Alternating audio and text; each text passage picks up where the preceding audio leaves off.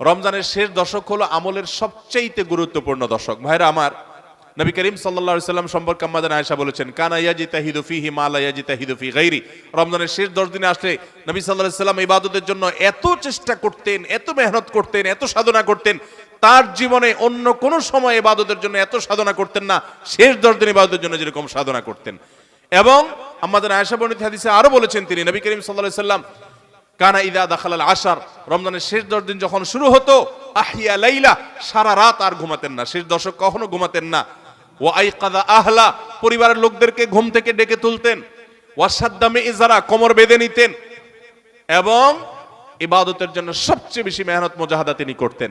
ভাইরা আমার, রমজানের শেষ দশক হলো ইবাদতের সবচেয়ে গুরুত্বপূর্ণ সময়।